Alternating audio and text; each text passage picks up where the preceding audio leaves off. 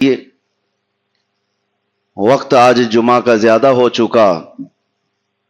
ایک چیز اچھی یہ بھی لگی کہ میں ویسے تو اس سال جلوس عید میلاد النبی صلی اللہ علیہ وسلم کے موقع پر ہندوستان میں حاضر نہیں تھا، لیکن ہر علاقے میں اپنے اپنے اعتبار سے لوگ حضور کی محبت میں جلوس کی شکل میں نکل بھی رہے تھے. ہبلی کے کیا حالات ہیں میں نے معلوم کیا، تو ظاہر سی بات ہے میرے عزیزوں، جو ہماری روایات باقی ہیں اسی روایت پر عمل کرتے ہوئے ٹھیک جس دن حضور پاک کی عید میلاد تھی اسی دن یہاں پر جلوس بھی نکلا. بات صحیح ہے؟ تو اس کا مطلب یہ ہے کہ حضور کے نام پر ہبلی والے کوئی کمپرومائز نہیں کریں گے انشاءاللہ، اور یہی ہونا بھی چاہیے. ایک بات میں بہت چھوٹے وقت میں کچھ چیزیں دے کر کے چلا جاؤں گا. ویسے بھی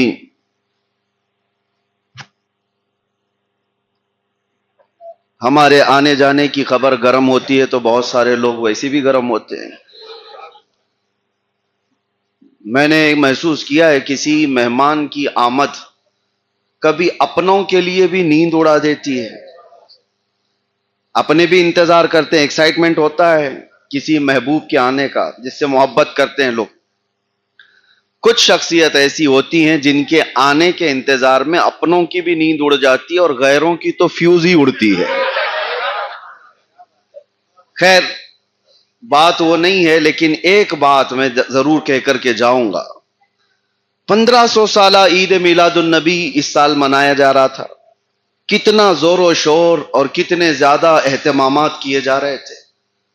اس کے باوجود جب وقت قریب آ جاتا ہے تو میں ان لوگوں سے یہ ادباً کہوں گا کہ کس چیز نے تمہیں اکسایا اپنے نبی پاک صلی اللہ تعالی علیہ وسلم کے عید میلاد پر کمپرومائز کر لو. لوگ یہ دلیل دیتے ہیں کہ جلوس تو کسی بھی دن کیا جا سکتا ہے حضور کی محبت میں، تو کسی دن بھی کیا جا سکتا ہے تو ہر دن کرو، ہر ہفتے کرو. ہمارے بزرگوں نے 12 ربیع الاول شریف کی ایک تاریخ جو متعین کی ہے، سب کے جذبات اس سے لگے ہوئے ہیں. ہم اپنے ہم وطن لوگوں کے بھی خیال کرتے ہیں، ڈسٹرب نہیں کرتے. یہ پہلی مرتبہ ایسا نہیں ہے کہ کوئی ٹکراؤ والی صورت ہے. ہم ٹکرانے والی بات نہیں کرتے. ہم اپنے نبی پاک کی محبت میں جب نکلتے ہیں تو انداز تو یہ ہے کہ کوئی اگر کاٹ بھی دے تو احساس نہیں ہونا چاہیے. محبت اسی کا نام ہے. حسن یوسف میں کٹی مصر میں انگشت زنا، سر کٹاتے ہیں تیرے نام پہ مردان حارہ. لوگ اگر جلوس میں نکل کر کے دیکھتے، وہ شریر لوگوں سے ہمارا کوئی تعلق نہیں جو جلوس کو انٹرٹینمنٹ کے لیے استعمال کرتے ہوں. عاشقان مصطفیٰ کے جذبات سے تو نہیں کھیلنا چاہیے. ہبلی والوں 100,000 بار مبارکبادی میں پیش کرتا ہوں، 1000 بار مبارکبادی پیش کرتا ہوں، اور فخر سے آج آپ کے سامنے کھڑے ہو کر کہتا ہوں کہ الحمدللہ آج بھی غیور سنی اس شہر میں باقی ہیں جو اپنے نبی کے نام پر کوئی سمجھوتا نہیں کریں گے انشاءاللہ. جو بھی ہو جائے، کیا آپ رمضان کی عید آ جائے، بقرعید آ جائے تو اٹھا کر کے کسی اور دن رکھ لو گے، یا پھر چاند سے کہو گے تھوڑے دن بعد نکلنا؟ کیا حالات ابھی گرم ہیں، خراب ہیں؟ کبھی جمعہ میں ایسی نوبت آ گئی تو کیا جمعہ اٹھا کر کے اتوار کو رکھ لو گے؟ نہیں. ان اللہ تبارک و تعالیٰ کی بارگاہ میں ایام مخصوص ہیں، جو دن مخصوص ہیں، انہی دنوں کے لیے یہ چیزیں مخصوص کی گئی ہیں. یہ میسج میں آج میلاد جلوس کے بعد اس لیے دے رہا ہوں کہ آگے سب کے ذہن میں یہ بات رہے کہ اگر کسی کو کسی نے قوم کا بڑا سمجھا ہے یا پھر آپ پر ٹرسٹ کرتے ہیں، اعتماد کرتے ہیں، تو کم از کم قوم کے ساتھ یہ کھیل نہیں ہونا چاہیے. چاہے ہمارے ساتھ کوئی بھی چیز ہو جائے، لیکن قوم کی جو ہمارے ساتھ محبتیں جڑی ہوئی ہیں اس کے ساتھ کھلواڑ نہیں ہونا چاہیے کسی اور کو راضی کرنے کے لیے. ایک بات یاد رکھیں کہ جس کو راضی کرنے کے لیے سب کیا جاتا ہے یہ کبھی راضی نہیں ہوتے، کبھی راضی نہیں ہوں گے. آج تم سے تمہارا جمعہ چھین کر کے یہ کہیں گے تم نیوٹرل بن جاؤ، سیکولر بن جاؤ، کٹر نہ بنو. لیکن کل کو اس کے بعد پھر کسی اور چیز پر. یہ چیزیں ہوتی رہیں گی اور کبھی تم سے کوئی راضی نہیں ہو سکتا. مجھے بابا جی رحمت اللہ تعالی علیہ کی ایک بات یاد آتی ہے. علامہ خادم حسین رضوی رحمت اللہ تعالی علیہ، ہزار ہار رحمتیں ان کی قبر پر ہوں. جس وقت ان کو پولیس گھسیٹ کر کے لے جا رہی تھی تو آپ نے کہا تھا تم تو کارندے ہو حکومت کے، جس طرح سے تمہیں کہا جاتا ہے ویسے کرو گے، لیکن ایک بات یاد رکھو، تم مجھے ٹارچر کر رہے ہو، کھینچ کر لے جا رہا ہو، دبا رہے ہو. جس کو خوش کرنے کے لیے تم میرے ساتھ یہ کر رہے ہو وہ تو تمہیں نہیں دیکھ رہا، وہ چاہے پرائم منسٹر ہو چاہے کوئی بھی ہو. جس کو خوش کرنے کے لیے تم مجھے کھینچ رہے ہو وہ تو تمہیں نہیں دیکھ رہا، لیکن میں جس کے لیے جا رہا ہوں وہ تاجدار مدینہ مجھے دیکھ رہا.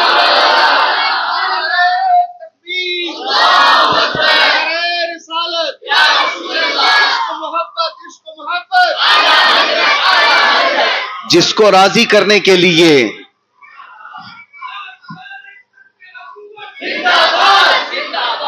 میں نے آیت یہ پڑھی ہے، تم خیر امت ہو، کنتم خیر امت اخرجت للناس، تم لوگوں میں خیر امت بنائے گئے ہو. تأمرون بالمعروف وتنہون عن المنکر، اچھائی کا حکم دو گے اور برائیوں سے روکو گے. یہ مزاج تمہارا ہے. یہ نہیں ہے کہ دین کے انہدام کی کوشش کرو گے، ہر چیز میں مصلحت کے دروازے ڈھونڈو گے. ہر چیز میں مصلحت کے دروازے نہیں ڈھونڈے جاتے. لوگ ہم سے یہ بھی کہتے ہیں کہ حالات بڑے خراب ہیں، آپ اس طرح سے بولتے ہیں، بہت سارے لوگ تکلیف میں آ سکتے ہیں، نوجوان اس طرح ہو جائیں گے اس طرح ہو جائیں گے. میں نے کہا کیا یہی نصیحت کوئی امام حسین کو بھی دیا تھا کہ ان کے لیے جو حالات بنے ہوئے تھے، کوئی تو نہیں تھا اس وقت، صرف 82 لوگوں کو لے کر نکل پڑے تھے. کسی نے مجھ سے یہ بھی کہا تھا کہ آپ کا ہونا بہت ضروری ہے، نوجوان آپ سے جڑے ہوئے ہیں اور آپ رہیں گے تو دین کا کام ہوتا رہے گا. میں ان سے یہی عرض کیا تھا، ادباً عرض کیا تھا، ہم تو پتہ نہیں کس درجے میں آتے ہیں اور نکمے گنہگار ہم سے کئی کروڑوں درجے زیادہ افضل اور بہتر تھا کہ امام حسین کا زندہ ہونا، ان کا ہونا کتنا ضروری تھا. لیکن ہر بار اپنی سیفٹی اور ہر بار اپنے آس پاس کی چیزیں ہی نہیں دیکھی جاتی. اسی لیے ایک محاورہ مشہور ہے، کیا ہے کہ جب تمہاری جان پہ کچھ بن پڑے تو صدقہ دے کر کے جان بچا لو. جان پر کبھی کوئی بیماری آ گئی تو کیا فرمایا گیا؟ صدقہ دے دو، اللہ تعالیٰ بلاؤں کو ٹالتا ہے. جب تمہاری جان پہ کچھ بن پڑے تو صدقہ دے کر جان بچا لو، اور جب دین پہ کچھ بات آئے تو جان دے کر دین بچا لو. جب دین پہ بات آئے تو پھر صدقہ دے کر کے نہیں، اپنی جان دے کر کے دین کو بچا لو، وہ اہم ہے. اسی لیے فاضل بریلوی امام اہل سنت فرماتے ہیں، صدیق بلکہ غار میں جاں ان پہ دے چکے، صدیق بلکہ غار میں جاں ان پہ دے چکے، حفظ جان جو جان فروز غرر کی ہے. مطلب جانتے ہو آپ؟ اعلیٰ حضرت کا شعر سنو. جب ہجرت کے موقع پر رسول کریم صلی اللہ تعالی علیہ وسلم غار ثور میں تھے، واقعہ معلوم ہے، حضرت ابو بکر صدیق سارے سوراخوں کو بند کر کے بیٹھے ہوئے تھے، ایک سوراخ پر پاؤں رکھے ہوئے تھے اور اس پر سانپ کاٹ رہا تھا، اور معمولی سانپ نہیں، زہریلا زہر چڑھ گیا تھا. آج بھی آپ پوچھ لینا، معلوم کر لینا، کسی زہریلے سانپ کے کاٹنے سے آدمی صرف آدھے گھنٹے سے 1 گھنٹے کے اندر مر جاتا ہے. صدیق اکبر کو جو سانپ کاٹا تھا وہ زہر ان کے سینے تک آ چکا تھا پیر سے چڑھتے ہوئے، اور نبی پاک صلی اللہ تعالی علیہ وسلم نے بعد میں ان کا پیر ہٹانے کے بعد اپنا لعاب پاک لگایا، زہر تو ختم ہوا. یہ واقعہ تو معلوم ہے. لیکن سنو، حضرت ابو بکر صدیق نے رسول کریم صلی اللہ تعالی علیہ وسلم کی حفاظت میں، ناموس رسالت کی حفاظت میں کیا چیز دی؟ پاؤں نہیں، انگلی نہیں، بلکہ اپنی پوری جان داؤ پہ لگا دیا. یہ 5 فرض ہیں ہر مومن کے لیے، جس کا زندگی میں اس کو پالن کرنا بہت ضروری ہے. اس میں سب سے پہلا فرض ہے جان کی حفاظت. جان کی حفاظت، دین کی حفاظت. عزت کی حفاظت، 5 چیزیں جو شریعت میں فرمائی گئی ہیں اس میں سب سے پہلا فرض آپ کی جان کی حفاظت ہے. جان ہے تو پھر سب کچھ ہے. جان کی حفاظت کے بعد جو دوسرا سب سے بڑا فرض ہے نماز کی حفاظت. ٹھیک ہے، نماز کی حفاظت. اور مولا علی شیر خدا اسد اللہ الغالب رضی اللہ تعالیٰ عنہ عصر کی نماز کے وقت حضور پاک کے آرام فرمانے کے وقت کیا کیا تھا انہوں نے؟ سورج ڈوب گیا، ان کی عصر کی نماز قضا ہو گئی. یہ بھی مشہور ہے. کیا حضرت علی جان بوجھ کر کے چھوڑ رہے تھے؟ دیکھ رہے تھے سورج سامنے سے جا رہا ہے، اس کے باوجود حضور پاک صلی اللہ تعالی علیہ وسلم آرام کر رہے ہیں اور حضرت علی جگہ نہیں رہے، اٹھا نہیں رہے. عصر کی نماز قضا ہو گئی، روئے. پھر میرے آقا صلی اللہ علیہ وسلم نے کیا کیا؟ اشارہ کیا سورج کو، واپس آ جا، جہاں پر رکا تھا وہیں پر آ جا، عصر کی نماز علی کی باقی ہے. عصر پڑھ لی. لیکن دونوں نے کیا کیا؟ حضرت ابوبکر صدیق نے جان بچانے والا فرض تھا وہ قربان کیا، اور حضرت علی نے نماز کی حفاظت یہ فرض تھی وہ قربان کیا. کس کے لیے؟ حضور پاک کے لیے. اور پھر اعلی حضرت کو سنو، اب ناموس رسالت کا مسئلہ پورا سمجھاتے ہیں. صدیق بلکہ غار میں جان ان پہ دے چکے. حفظ جان تو جان فروز غرر کی ہے، سارے فرائض کی جان ہے جان کی حفاظت کرنا. اور مولا علی نے واری تیری نیند پر نماز. یا رسول اللہ، مولا علی نے واری تیری نیند پر نماز، وہ بھی نماز عصر جو سب سے اعلی خطر کی ہے. 5 نمازوں میں نماز عصر کو نماز وسطی کہا گیا، بیچ والی نماز. اس کی حفاظت کا حکم اللہ نے قرآن میں فرمایا، حافظوا علی الصلوات والصلاۃ الوسطی. اس نماز کی زیادہ حفاظت کرنے کا حکم ہے. اور اعلیٰ حضرت فرماتے ہیں مولا علی نے واری تیری نیند پہ نماز، وہ بھی نماز عصر جو سب سے اعلیٰ خطر کی ہے. دونوں نے، ایک نے جان وار دی اور ایک نے نماز وار دی. اب ہوا کہ آگے اعلیٰ حضرت فرماتے ہیں یا رسول اللہ صلی اللہ تعالی علیہ وسلم، میرے آقا صلی اللہ تعالی علیہ وسلم کی بارگاہ میں کسی نے اپنی محبتیں پیش کی ہیں تو وہاں پر کوئی چیز باقی نہیں رکھی جاتی، بھر بھر کے دیا جاتا ہے. بدلا ہی نہیں بلکہ اتنا دیا سرکار نے مجھ کو جتنی میری اوقات نہیں. یہ تو ان کا کرم ہے، ورنہ مجھ میں تو ایسی بات نہیں. یہ تو ہم زندگی میں دیکھ رہے ہیں. ایک بار کیا حضور پاک کی عزت پر بات کرو، لوگ ٹک ٹک کر کے تمہارا چہرہ دیکھنے لگ جائیں. یہ کس کی عطا ہے؟ حضور پاک کی عطا ہے. صدیق اکبر نے جان وار دی لیکن گئی نہیں جان.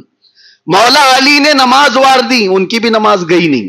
ان کی جان بھی بچی ہے، ان کی نماز بھی بچی ہے، گیا کسی کا نہیں. اعلیٰ حضرت فرماتے ہیں تو نے پھیر دی جان اور ان کی نماز. یعنی حضور پاک صلی اللہ علیہ وسلم نے ان کو ان کی نماز پھیر دی اور ان کو ان کی جان پھیر دی.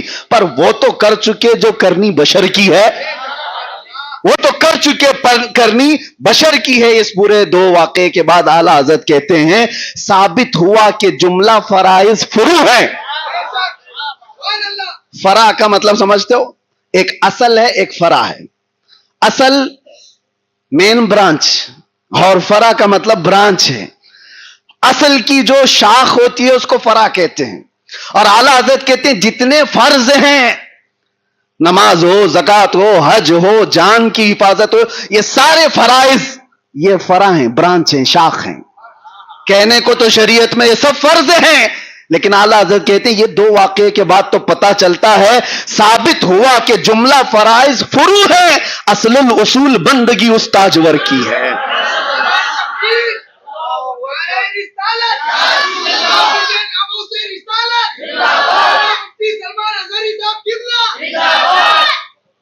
حضور پاک صلی اللہ تعالی علیہ وسلم کی محبت میں نعرے لگائے، میرے نعرے مت لگایا کرو. بار بار میں اس کی تنبیہ کرتا ہوں. ہماری حیثیت نہیں ہے ہمارے نام کے، اور نہ ہی یہ استقبال، نہ ہی یہ سارے شان ہمارے لیے نہیں ہے. یہ ساری چیزیں نبی پاک صلی اللہ تعالی علیہ وسلم کی جب بات ہو رہی ہے تو بات صرف حضور کی ہونی چاہیے. ہم شخصیت پرستی کے قائل نہیں ہیں. ہاں، یہ چومنا، وہ چومنا، ادھر جھکنا، ادھر اٹھانا، یہ ہم اس کے قائل نہیں ہیں. بات اگر بادشاہ کی ہو رہی ہے تو فقیروں کی کیا اس میں ہے؟ کوئی بات ہی نہیں ہے. نبی پاک صلی اللہ تعالی علیہ وسلم کے دربار میں. اسی لیے تو اعلیٰ حضرت کا مشن تو دیکھو، اعلیٰ حضرت کبھی اپنے باپ داداؤں کے قصیدے نہیں پڑھے. ان کے باپ دادے کم نہیں تھے، وقت کے فہامہ علامہ سب کچھ تھے، لیکن جب قلم اٹھاتے تو یوں کہتے کرو مدح اہل دول رضا، پڑے اس بلا میں میری بلا، میں گدا ہوں اپنے کریم کا، میرا دین پارینہ نہیں. ہمیشہ بارگاہ مصطفیٰ کی تعریف کیا ہے، اسی لیے مولا ان کی تعریف ہر زبان پر آج کرا رہا ہے. آپ بھی اسی طرح اسی ماحول کو باقی رکھو، نعرہ لگے تو میرے مصطفیٰ کا، ہاں لبیک کہا جائے، خوب کہا جائے، یہ تسبیح بھی ہے اور بارگاہ مصطفیٰ کی حضوری بھی ہے.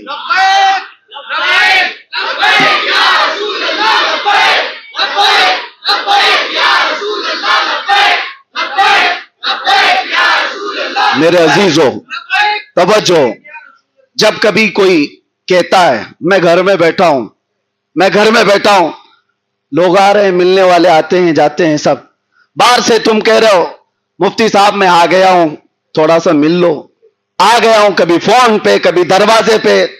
غیرت ہوگی 2 بار 3 بار تو آ تو جائیں گے، دروازہ کھول کے مل تو لیں گے. کب سے بیچارہ پکار رہا ہے مفتی صاحب میں یہاں ہوں، میں یہاں آیا ہوں. میرے عزیزو بلا تشبیہ و بلا تمثیل، لبیک یا رسول اللہ کا مطلب یہ ہوتا ہے اے اللہ کے رسول میں آ گیا ہوں، اے اللہ کے رسول میں حاضر ہوں. کتنی مرتبہ پکارو گے؟ یہ دنیا والے تو دنیا والے، میرا رسول ایسا غیرت مند ہے، وہ ایک ہرن کے آنسو بھی برداشت نہیں کر سکتا، وہ ایک لکڑی کے رونے کو بھی گوارا نہیں کرتا. تم تو امتی ہو جس کے لیے میرے آقا رویا کرتے تھے. میرا وجدان یہ کہتا ہے کہ لبیک یا رسول اللہ صرف ایک نعرہ نہیں ہے، یہ اپنے نبی پاک کی بارگاہ میں حاضری کا ایک عظیم تحفہ ہے. جس دن نظر کرم ہوگی آقا صرف اتنا فرما دیں گے آ جا، کب سے تو پکار رہا. یہی تو ہمارا مشن ہے یا رسول اللہ، ہر ستم ہر مصیبت گوارا ہے، بس ایک بار کہہ دو کہ تو ہمارا ہے. اللہ ہمیں اسی حال میں زندہ رکھے اور اسی پر موت عطا فرمائے. آپ خیر امت ہو، امر بالمعروف اور نہی عن المنکر پر جاری رہو، اچھائی کا حکم دینا اور برائیوں سے روکنا.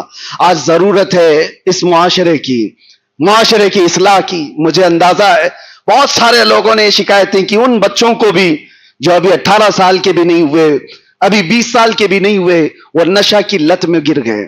اور ایسے ایک صاحب ہمارے ابلی کے آئے تھے، وہ دادا ہیں اور ان کے پوتے کی شکایت لے کر میرے پاس آئے تھے. کہا حضرت میرا بچہ 4تھی کلاس میں جاتا ہے.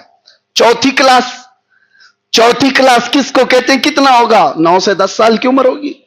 کہتے ہیں اس کے بیگ میں نے کتنی مرتبہ نشہ پکڑا، ڈرگز. یہ کہاں سے چیزیں آ رہی ہیں؟ کیا 10 سال اور 12 سال کے بچے اس میں ملوث ہو سکتے ہیں؟ آج کس طرف جا رہی ہے یہ قوم؟ اے نوجوانوں، آپ اس کو یہ مت سمجھو کہ انٹرٹینمنٹ ہے، کر لیں گے چل جائے گا. یاد رکھو اللہ کے حضور حاضر ہونا ہے. تم میں سے کوئی بھی طاقتور بن کر کے بھی اس دنیا میں 1000 سال جی نہیں سکے گا. جی بھی لیا تو اس کے بعد بھی موت ہے. یہاں پر کسی کی دائمی زندگی نہیں ہے، اللہ کے حضور جانا ہے.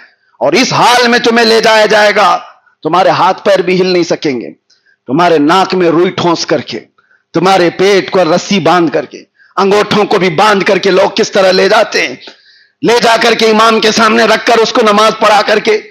ہم دیکھتے ہیں جب جنازے دفن ہوتے ہیں، یہ بندہ اپنی زندگی میں چھوٹی سی مٹی کی دھول بھی اپنے کپڑے پہ برداشت نہیں کرتا تھا. آج اس کے ہی عزیز بھر مٹی بھر کے اس پر مٹی ڈال کر چلے جاتے ہیں. ہم سب کا بھی وہی حشر ہونا ہے، سب کا بھی وہی حال ہے. اور اس قبر میں جانے کے بعد کس کو چیخو گے، کس کو پکارو گے، کس کو بلاؤ گے؟ وہ دوست آئیں گے جو تمہارے، جن کے لیے تم نے ماں باپ کو تک چھوڑ دیا. وہ دوست آئیں گے جن کے لیے تم نے اپنی حیثیت بدل دی، اپنے پیسے برباد کی. کوئی بھی نہیں آتا. دوستوں کا تو حال یہ ہے کہ ادھر مٹی نہیں ہوئی ادھر وہ قبرستان سے نکل گئے. کچھ دیر تک اگر کوئی بیٹھا تو بھائی یا باپ بیٹھ جائے یا بیٹا بیٹھ جائے، باقی کسی کا نہیں ہے. دنیا ہے، تمہاری سانسوں کی مالا جب تک چل رہی ہے تب تک ساتھ ہے، یا تمہارے ہاتھ میں پیسہ ہے، منصب ہے، تب تک ساتھ ہے. باقی سب چھوڑ کر جائیں گے.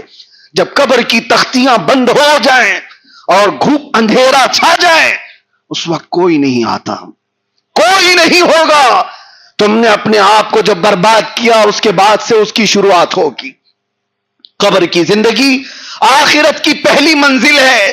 یہاں سے پھر تمہارا احتساب، یہاں سے پھر تمہارا حساب شروع ہو جائے گا. بتا تو نے جوانی کہاں کہاں خرچ کی ہے، کہاں کہاں خرچہ کیا. میرے عزیزو، اس اندھیری رات میں اگر کوئی آتا ہے تو صرف آمنہ کا لال تشریف لاتا ہے. میرے آقا صلی اللہ علیہ وسلم کی آمد کی بات بتائی جاتی ہے. وہ قبر میں تشریف لاتے ہیں. جو نبی پاک صلی اللہ تعالی علیہ وسلم قبر میں بھی آئیں اور حشر میں بھی ہمارا ہاتھ پکڑے. آج تم ان کا دامن پکڑنے سے بھاگ رہے ہو، آج تم ان کے پیچھے چلنے سے بھاگ رہے ہو. آ جاؤ واپس، اٹھو وگرنہ حشر نہ ہوگا پھر کبھی. دوڑو کہ زمانہ چال اپنی چل گیا، اپنے محلوں کو نشہ سے پاک کرو. دل درد کرتا ہے میرے عزیزوں، میرا ان سے کوئی لینا دینا نہیں ہے. ان نوجوان بچوں سے ہمارا کیا رشتہ ہے؟ تم نشہ کرو گے، برباد ہو جاؤ گے، لوگ تماشا دیکھ کر کے ہنسیں گے اور کچھ نہیں ہوگا. ایک چھوٹی سی بچی جنازے میں حاضر تھا، میں آپ کو بتا رہا ہوں، 6 سال کی بچی ہے. اس کا باپ کینسر کی وجہ سے مر گیا، بہت جوانی میں مر گیا. اور کینسر کس وجہ سے؟ نشہ کی وجہ سے. اور اس کی بچی نے ایک بار مجھ سے جو سوال کیا آج تک دل پہ لگتی ہے بات. کہا کہ حضرت آپ تو بتائیے، ہم تو چھوٹے ہیں اور میری ماں کے لیے ہمارا کیا قصور ہے جو ہمارے ابا اس طرح کر کے چلے گئے ہیں؟ ہمارا کیا قصور ہے؟ ہمارا کیا؟ پوری زندگی ہم بغیر باپ کے ہی رہیں گے؟ اس بچی کے وہ جملے آج بھی چبھتے ہیں. میں نوجوانوں سے پوچھتا ہوں، تم کس پر ظلم کرو گے؟ تمہارے ساتھ کتنی زندگیاں جڑی ہوئی ہیں، کتنی زندگیاں جڑی ہوئی ہیں. تم اپنے انٹرٹینمنٹ کے لیے، اپنے عیش کے لیے کتنوں کو برباد کرو گے؟ ان کی زندگیاں نہیں ہیں جو تمہاری آس پر جی رہے ہیں. تمہارے بچے ہیں، بھائی ہیں، بہنیں ہیں، کتنے لوگ تمہارے انتظار میں ہیں. میں جانتا ہوں کتنے ایسی مائیں انتظار میں، کتنے تو نوجوان جیل میں اسی طرح سے دیکھے گئے جو ناحق ایسے کاموں میں مبتلا ہو کر جیل کی سزائیں کاٹ رہے ہیں. اور ان کی مائیں 2-2 3-3 گھنٹے باہر گیٹ پر بیٹھی رہتی، دھکے کھاتی ہوئی، دھوپ میں بارش میں سب جگہ. ان کو دیکھ کر کے بھی ترس آتا تھا. اور وہ مائیں انتظار کرتی ہیں بیٹا صحیح ہو کر کیا جائے گا. ہم نے اپنی حیثیت کے مطابق جس کو جتنا اصلاح کرنا تھا وہاں اصلاح کیا ہے. لیکن آپ کو میں یہ بات بتا رہا ہوں کہ تمہاری زندگیاں صرف تمہارے ماں باپ، بھائی بہن اور بیٹوں سے ہی نہیں جڑی ہیں، میرے مصطفیٰ سے جڑی ہوئی ہے. آبرو ماذا نام مصطفیٰ، ہم سب کی عزت و آبرو مصطفیٰ کے نام سے ہے. اور جب میں یہ بات پڑھتا ہوں تو رونگٹے کھڑے ہو جاتے ہیں. میرے آقا نے جو فرمایا، تمہارے تلووں میں کانٹا بھی چبھے تو مجھے اس کا درد ہوتا ہے. کون ہے جو ہماری ان غموں کو سننے والا؟ کون ہے میرے مصطفیٰ کریم صلی اللہ علیہ وسلم کے علاوہ؟ تمہیں پتا ہے ملک الموت جس وقت میرے آقا کی روح لینے آئے تھے، اس وقت میرے آقا نے یہ نہیں کہا کہ نزا کی تکلیف اتنی ہے، بلکہ یہ پوچھا اے اسرائیل بتا کیا یہ تکلیف میری امت کو بھی دی جائے گی؟ جب ملک الموت نے کہا سکرات سے سب کو گزارا جائے گا تو حضور کی آنکھوں سے آنسو نکل آئے. یہ نہیں پوچھا کہ میرے گھر والوں کو بھی تکلیف ہوگی، نہیں، بلکہ میرے آقا نے فرمایا کیا میری امت بھی اس درد سے گزاری جائے گی؟ آپ سے میں کہتا ہوں جو نبی، اسی لیے اعلیٰ حضرت کا میسج یہی تھا، جو نہ بھولا ہم غریبوں کو رضا، یاد اس کی اپنی عادت کیجیے، یاد اس کی اپنی عادت کیجیے. آ جاؤ اے نوجوانوں، بارگاہ مصطفیٰ صلی اللہ علیہ وسلم کی اس عظیم چھاؤں میں جہاں پر پلنے والے اپنے آپ کو آسمان کے ستاروں تک پہنچا دیتے ہیں. آپ کو پتا ہے ایک عرب نے آدمی کا بول بالا کر دیا، خاک کے ذروں کو ہمدوش سریا کر دیا. خود نہ تھے جو راہ پر اوروں کے ہادی بن گئے، کیا نظر تھی جس نے مردوں کو مسیحا کر دیا. آج بھی اس دربار میں آنے کی تمہاری دیر ہے. شرما امت، جن لوگوں کے دہلیز پر تم نے گھنٹوں گزارے ہوں گے، اس نیتا، اس آقا، اس مالک، لیکن ملا کیا؟ تمہارے غموں کی بپتا جہاں سناتے ہو لوگ تمہارا مذاق ہی تو اڑاتے ہیں، مذاق اڑاتے ہیں. تمہارا بیٹا بگڑ گیا، کسی کے پاس جا کر کے شکایت کی، اس نے ہاں ہاں کر کے سن لیا، جانے کے بعد 4 لوگوں سے کہتا پتا ہے فلاں آیا تھا اپنے بیٹے کے بگڑنے کی شکایت کر رہا تھا، اس کا بیٹا تو برباد ہو گیا، ایسا ہے ویسا ہے.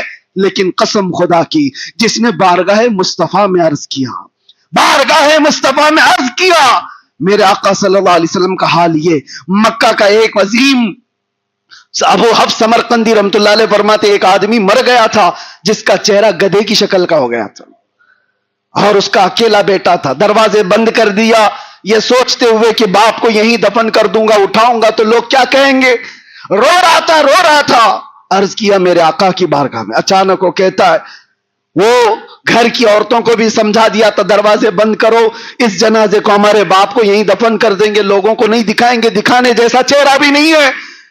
اسی اسنا میں گھر کا ایک دروازہ کھلتا ہے، ایک بزرگ آتے ہیں، چہرے پر چادر پڑی ہے، سیدھے اس میت کے پاس گئے، اس کے چہرے پر ہاتھ رکھا، چادر ڈھانک دی، اور پھر اس نوجوان کے پاس آ کر پوچھتے ہیں وہ بزرگ، بتا کیا بات ہے؟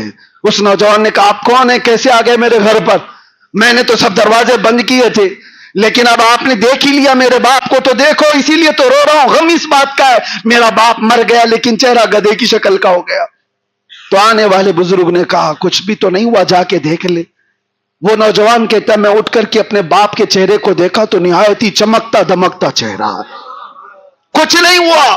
اتنے میں وہ بزرگ جا رہے تھے، یہ دامن پکڑ لیا، کہا آپ کون ہیں؟ اللہ کے فرشتے ہو، کون ہیں؟ پلٹ کر کے آنے والے بزرگ نے کہا انا محمد رسول اللہ صلی اللہ علیہ وسلم۔ میرے آقا نے فرمایا میں محمد اللہ کا رسول ہوں۔ اس نے قدموں پر گر کر کے پوچھا کہ آقا میرے باپ کے ساتھ کیا ہوا تھا؟ میں یہی بتانا چاہتا ہوں۔ حضور فرماتے ہیں تیرا باپ کچھ گناہوں میں مبتلا تھا جس کی وجہ سے اللہ کا غضب ہوا۔ بیٹے نے پوچھا کیا کیا تھا میرے باپ نے؟ اب توجہ، میرے آقا فرماتے یہ ہماری عادت نہیں کہ باپ کے گناہ بیٹے کو بتائے جائے، یہ ہماری عادت نہیں کہ باپ کے گناہ بیٹے کو بتائے جائیں، جو کیا تھا چھپا دیا گیا۔ آتا ہے فقیروں پہ انہیں پیار کچھ ایسا، خود بھیک دے اور خود کہے منگتے کا بھلا ہو۔ حضور پاک صلی اللہ علیہ وسلم فرماتے ہاں ایک عادت تیرے باپ کی اچھی تھی، اچھی جو ہے وہ بتا دیا، اچھی جو ہے وہ بتایا۔ فرماتے تیرا باپ اس وقت تک بستر پہ سوتا نہیں تھا جب تک 100 مرتبہ مجھ پہ درود نہیں بھیجتا تھا۔ اس کا انتقال ہوا تو فرشتوں نے مجھے بتایا، میں چھل کر کے آ گیا اور اللہ کی بارگاہ میں عرض کیا کہ مولا تیرا غضب ہوا، اس کا چہرہ بدل گیا، لیکن مولا یہ درود پڑھنے والا چہرہ ہے، اگر یہی برباد ہوا تو دنیا کیا تانا دے گی۔ اللہ نے حکم فرمایا محبوب آپ اپنا ہاتھ ہٹاؤ، اس کے چہرے کو سب سے زیادہ حسن ہم دیں گے۔ میرے آقا کا ہاتھ رکھنا تھا کہ وہ چہرہ چمکنے لگا۔ بات یہ عرض کرنا چاہتا ہوں جو کچھ بھی ہے وہ حضور پاک کے دربار سے ہے۔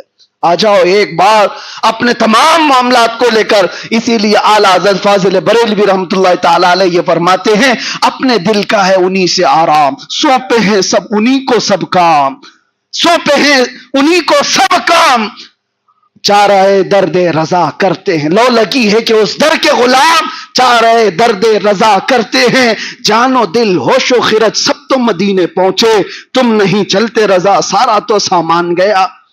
حضور کے دربار میں اپنے آپ کو سرنڈر کرو، پیش کرو، پھر دیکھو عزتوں میں اضافہ کیسے ہوتا ہے۔ اللہ کریم کہنے سننے سے زیادہ عمل کی توفیق عطا فرمائے۔ آ جاؤ آج جو نوجوان ادھر ادھر بھٹکے ہوئے تھے ان سب کو دعوت فکر دے کر میلاد کی برکت سے، ربیع الاول کی برکت سے اس مجمع میں عرض کرتا ہوں چلو پکارتے ہیں بارگاہ مصطفیٰ میں سچے دل سے، آؤ ایک بار ایک آواز ہو کر کے عرض کرو میں مجرم ہوں آقا مجھے ساتھ لے لو، میں مجرم ہوں آقا مجھے ساتھ لے لو، کہ رستے میں ہیں جا بجا تھانے والے، چمک تجھ سے پاتے ہیں سب پانے والے، میرا دل بھی چمکا دے، میرا دل بھی چمکا دے، میرا دل بھی چمکا دے، لبیک یا رسول اللہ، وآخر دعوانا الحمدللہ۔